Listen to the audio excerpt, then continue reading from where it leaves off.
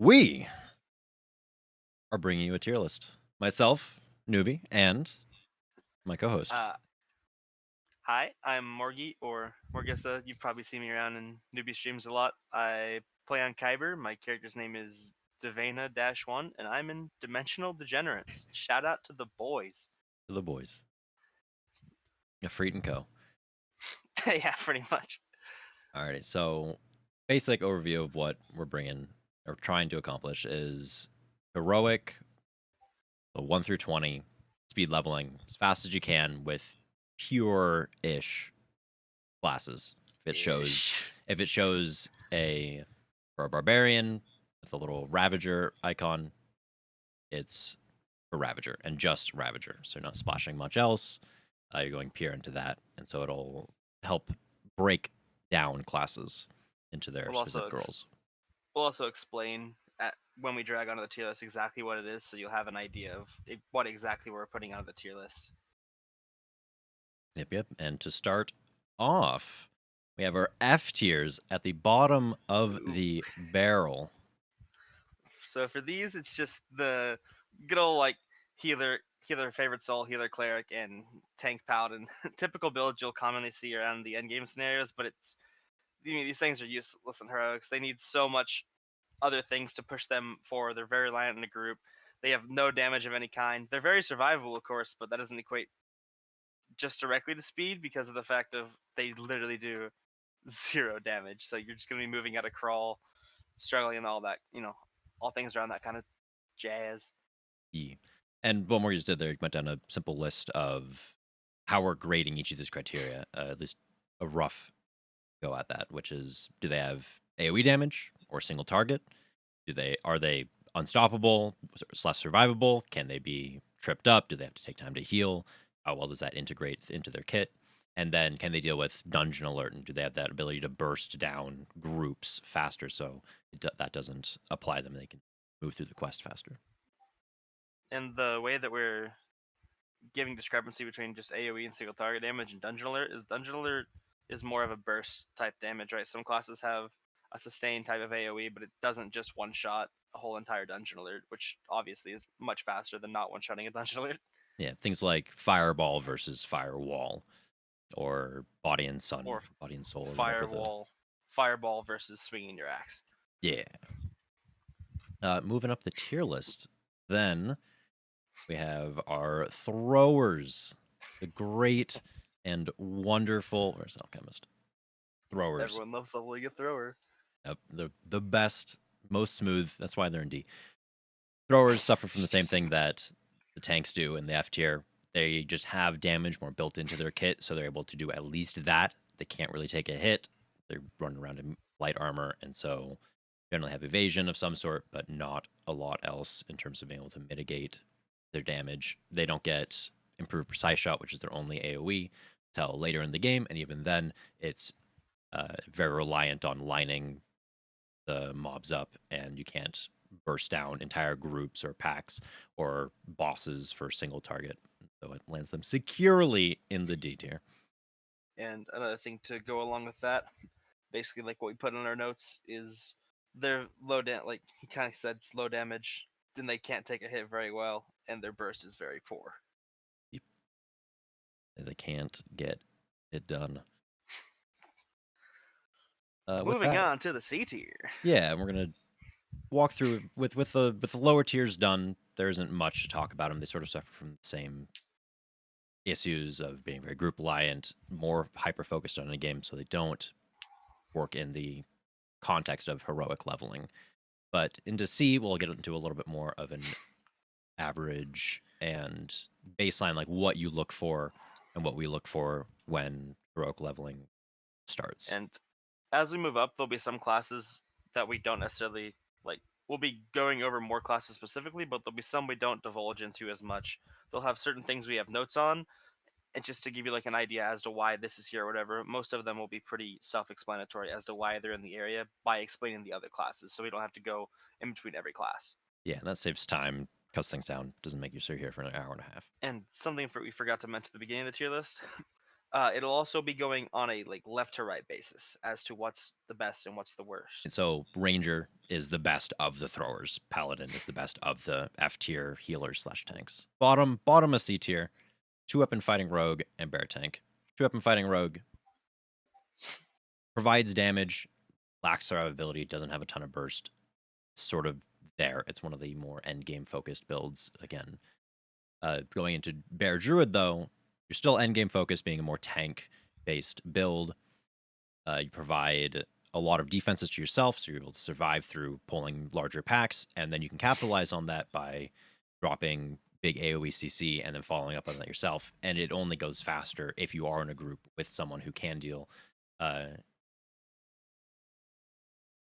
that helpless damage, like a 2-weapon fighting rogue, where they just have free reign. They don't have to worry about the survivability, and they can just go from mob to mob and pick them off one by one. So the next 4 builds we have are all pretty similar, serve the same niche, but the one I'll specifically get into is the next 4 are the already single weapon fighting, the two weapon fighting Eldritch Knight Wizard, which we did separate from the two-handed fighting, the Paladin 2-weapon fighting, and the Monk 2-weapon fighting. So they're there's a theme there, right? They're all single target builds. It's just not good, right? If you don't have an AoE, you can't be clearing quickly and moving from pack to pack. But the reason we put Monk slightly above these is just strictly for the fact of Abundant Step. Abundant Step obviously increases your speed by a high margin. You can't burst down your dungeon alerts, but you can wings past it. And from here on out, we'll probably be referencing things like Abundant Step, Wind Dance, Favored Soul, Leap of Faith, all those things as wings, just to give you a better basis of why things are fast.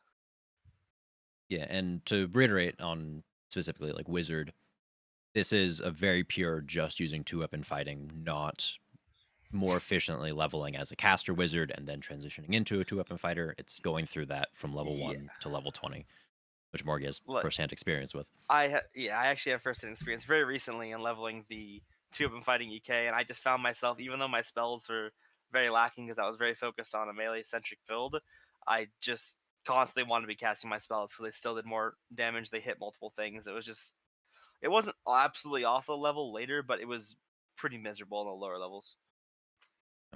Up next is Warlock, and this is Chain Warlock. No, this is Enlightened Spirit. Yes. Yep, this is just Enlightened Spirit.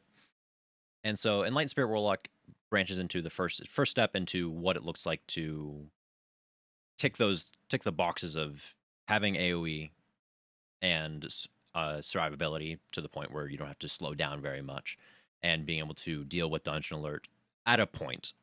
Enlightened Spirit really takes off at level 12. You're able to get your second burst.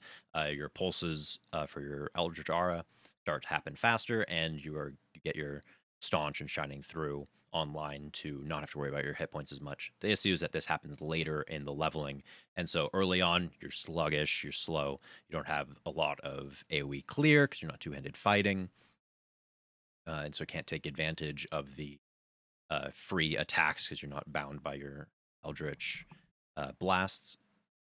And so, but it highlights just how powerful caster and spells and spell-like abilities are, because you aren't as hampered by dungeon alert, and you're able to do other things while moving through the dungeon. Kind of going on to that, getting on to the beginning of classes that have a higher amount of AoE, the next thing we have on here is the two-handed Favored Soul. Though this build isn't as common anymore, it used to be a lot more common. I still think we thought it deserved a spot on here because it does good things, right? You have a big axe, you swing, you hit hard, and you're very survivable. And with the strike through changes that came a while ago, it really just increased the power of two-handed fighting builds, leveling through heroics, due to the fact that you have a dramatic amount of AoE. And the Favored Soul build just has very comparable self-healing, and once again, it has wings at 17, which wings dramatically increases your speed in any form. Getting it so late is very unfortunate because you'll only have it for about 2 levels, given you'll be doing Sharn at that time. But it still just makes your Sharn go by faster because you can wings over everything and move way faster through the class. Yep. Next, Bard Swash, and then the two-weapon fighting fighter, which is a bit of a jump between the Paladin and the Wizard and the Monk. The reason we have the two-weapon fighting fighter here is just because of the support it gets in the Kensai tree, right? early at least. Like it may not necessarily be better than these builds at cap or whatever, but fighter gets like a crit multi at level 6, right? That obviously increases its power and damage by a lot. It's still single target, so it still struggles in that way and doesn't have a bunch of self healing. But a fighter, generally speaking, will have high AC, high PRR at the levels, and it just absolutely crushes given its early multi and early support in the Kensai tree. Yeah, and then the added fighter feats bulks up that Mhm. survivability by a ton. And this will be a theme with where fighter is placed, as you'll see throughout the list. Of it'll do a specific build a little bit better than the bulk of the pack. And the other theme you'll start to notice is notice we haven't put any casters on here yet. It's almost like they're kind of good. Next, we Yeah, have we have Chain. Warlock Chain, and like we touched on the ES, it shears up the early game a little bit, but then as the levels move on, slow down, and it becomes a little bit more standstill. Have to wait for this pack to get through, get chained down, and then move on because there's a negative multiplier for damage. And so next we have the Arty Caster, and Arty Caster is one of the first casters to show up on this list, pure casters, and it is in C, where the other casters are not. The last one is Barb, two-handed fighting in C tier. The Arty Caster is highlighted first, pure caster on the list, doesn't have a ton of support currently for its spells. It is mediocre with its rune arms early and just the general survivability, sort of damage, sort of has a little bit of AoE, a little bit of single target, not a ton.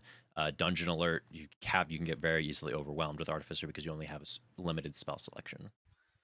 And something to note on that, you heard Nobi said at this time it doesn't have this. This is something to note. We are recording this on the day that Lamania goes live, and there's a lot of noted changes that may change up some things on the tier list. Like there's some already caster buffs, but for now we're doing a snapshot of what is current, and we'll go back and relook at some of these things, given the changes go live and go in that direction. We'll see where things move or whatever. We'll try and keep it updated for everyone. Definitely.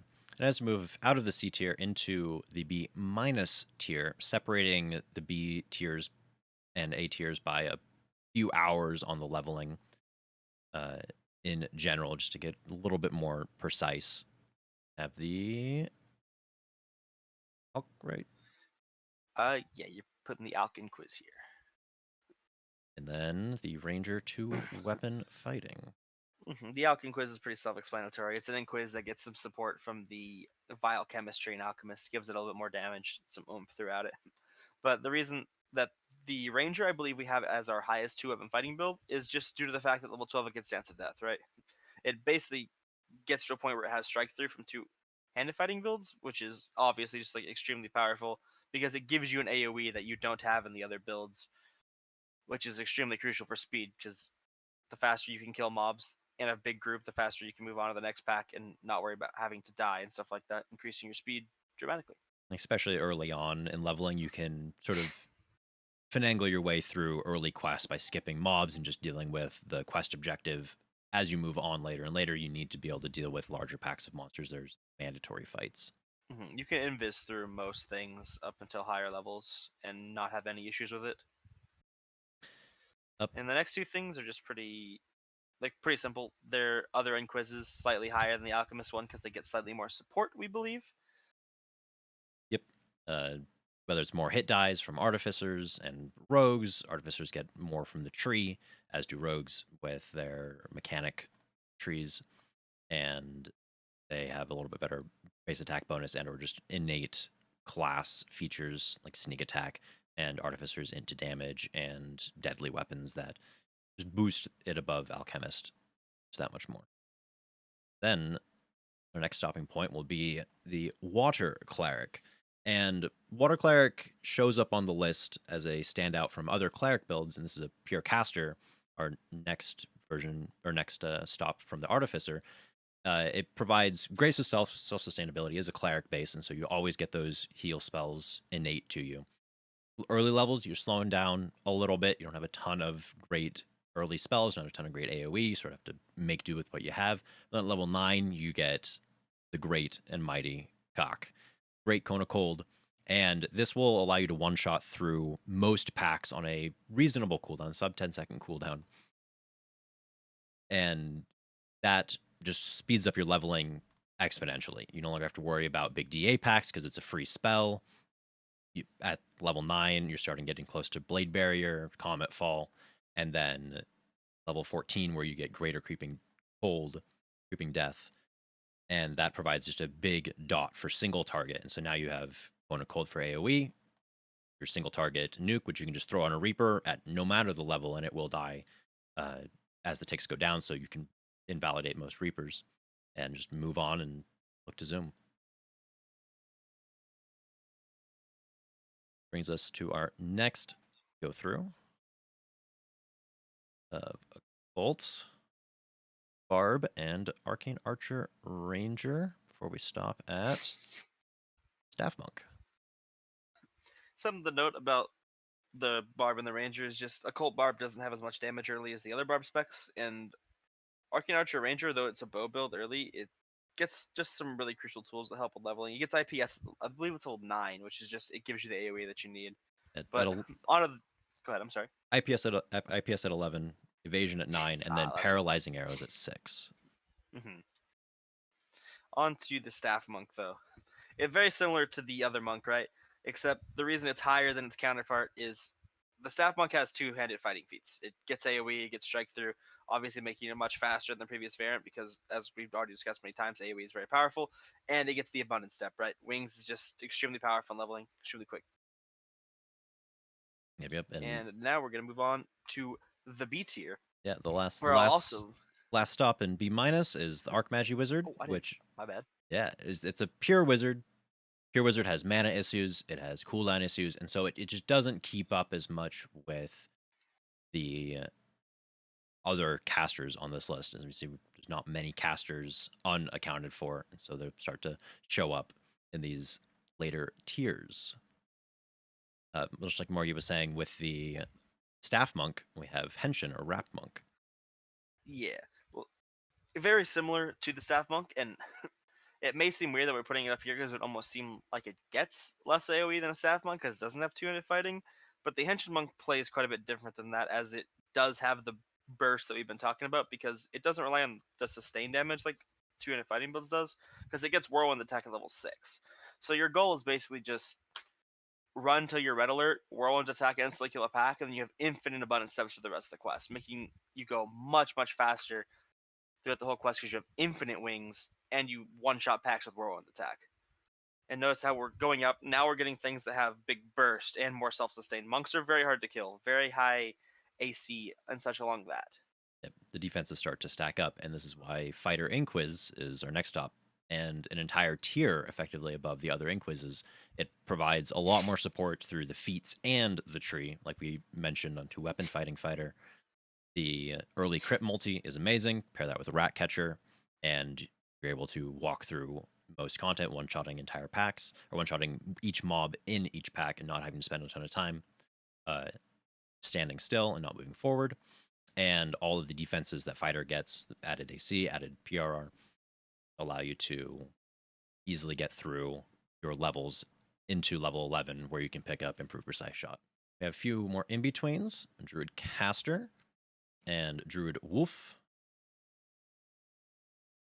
until we get to a not as commonly seen heroic class, Bard Caster.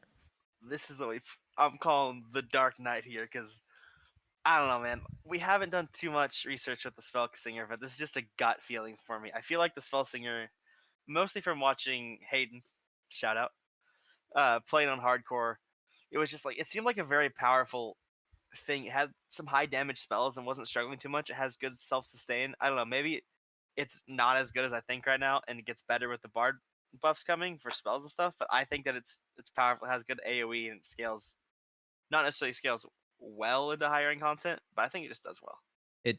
In heroics, it can pull its weight and has all the makings of a class and spec that would be in a high B tier. It's a caster. It's a caster. It does AoE damage. Speaking of casters that do AoE, we get into one of the first very strong casters at all stages of the game, which is Caster Favored Soul. Start to move through Caster Favored Soul at level 4, where you get Sunbolt, and that one shots pretty much everything that you could ever want, all the way up. You're able to keep Dungeon Alert low, as well as uh, mobs that are training behind you, line them up, knock them down, easy peasy. You get to level 11 or get to level 12, and you get your double Comet Fall or your Blade Barriers as you move on. And then at level 17, of course, you get Wings, which just cements it in the end, finishes very strong through heroics. We got a couple rapid fire classes that kind of all do. They don't all do similar things, but they do similar things that we've talked about. Barb, like Ravager Barbarian, big axe, do big damage, have big barbarian things. Warlock Cone, similar to the others, except Cone gets higher damage. And then we have a bunch of two-handed fighting things, and well, we get our first sorcerer on the list, which is kind of cool. Yeah, so now we're breaking into the same thing that Favorite Soul gets, but a more consistent version. Favorite Soul has your Sunbolt, and then you get a little bit more support later. Sorcerer gets a lot of spells moving forward, moving at very low levels. Snowball Swarm for ice into Cone of Cold, as noted with Water Cleric. And then you get Odaluk's Freezing Sphere and Polar Rays, all these things that allow you to have good AoE and single target combined. And then at the end of the B plus tier, we have the last Warlock split, which is a little bit of a hybrid. So we have Cone, which we've talked about before, and ES, which we've talked about before. ES, the Enlightened Spirit, ranking ranking a little bit lower. Cone, we did skip over in sort of that mid B plus, mid to high B plus environment where sort of ability, it continues through the leveling, but when you start to combine enhancements together, you start to see the real power of situational and level gated enhancements and power. Cone shows up very early. You have a amplified damage multiplier with your spell power with Cone, and that puts it above Chain. And then Enlightened Spirit, same thing, except you're able to remove any worry of Dungeon Alert, of sustainability. Anything that follows you is just going to start getting plinged down. All you have to do is move from point A to point B, and everything else dies. Moving on to the A minus tier, we're gonna start seeing things that have a good bit of AoE. Another couple rapid, like two things. We have the Pale Master Wizard and the two-handed fighting Paladin. Both of them obviously very different, but the two-handed fighting Paladin just gets so much support, does so much damage with the Codic Tree. And then Pale Master Wizard, right? You get a lot of good SLAs, you get just good negative damage. And your damage is just overall good, and you don't have like really many mana issues because you get so many slays and you get them fairly early. Yep. Then moving up once again into the mid tier of A minus, where we really start to see very solid abilities for single target, AoE, your ability to stay alive and not have to worry as much about your hit points, just intrinsically through your class or mitigating out damage receiving in, and having that burst and generally having that come online faster.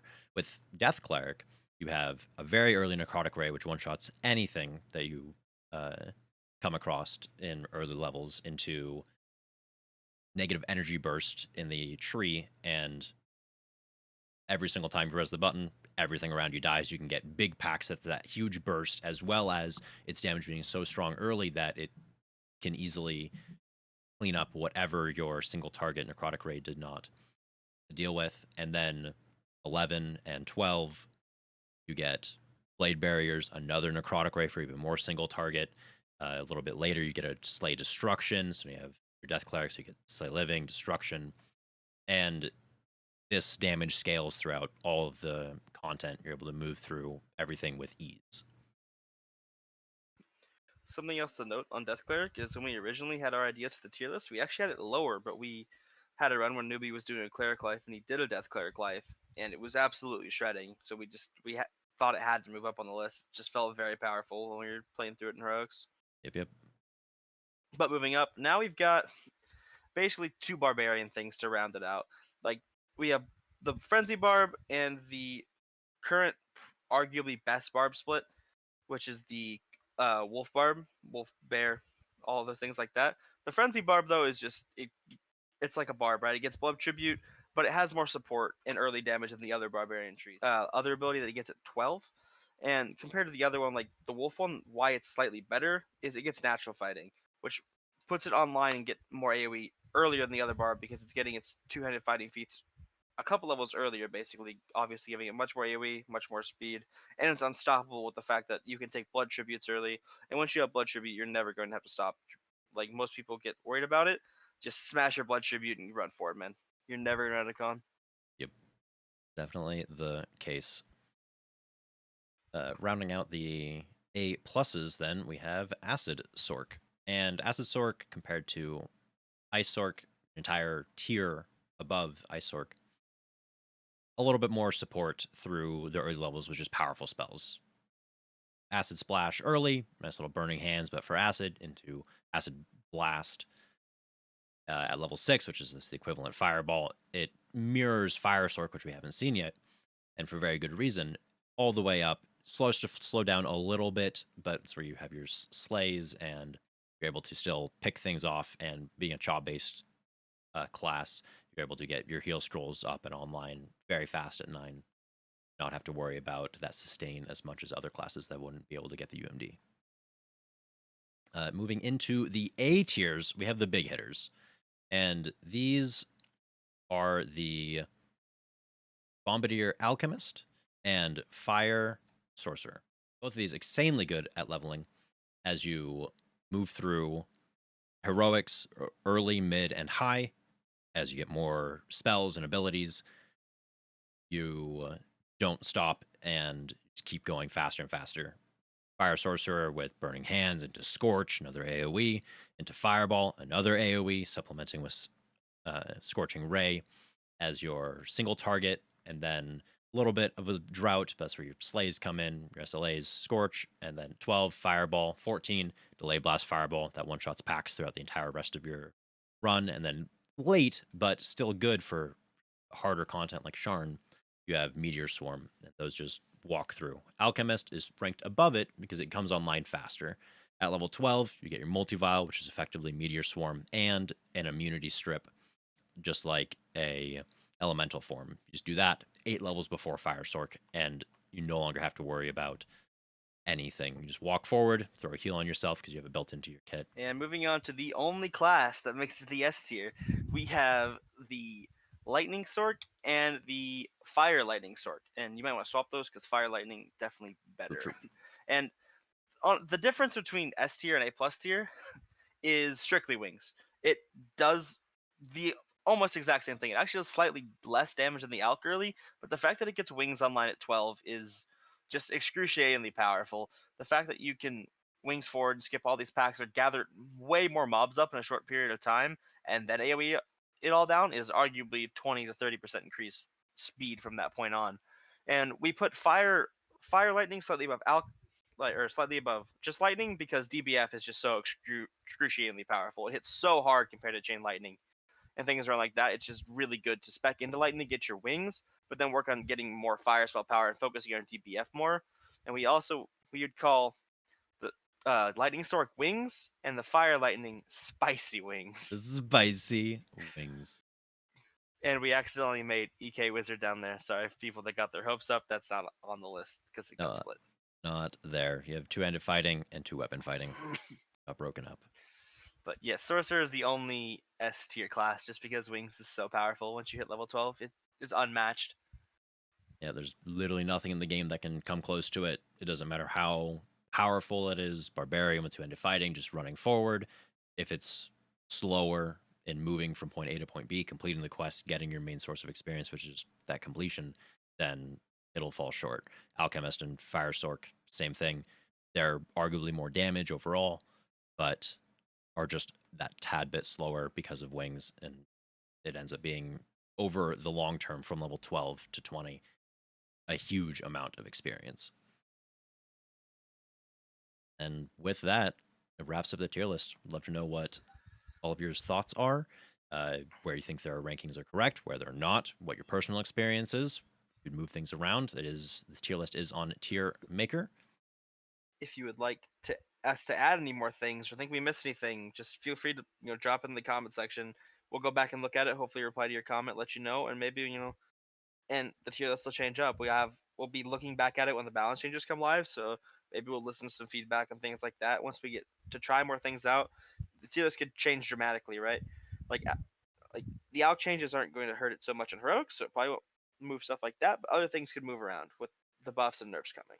Yeah, metas come and go, and just have to be adaptive with that. This is a snapshot in this current place in time, early February 2021, and we'll see how the video evolves and moves on as time goes.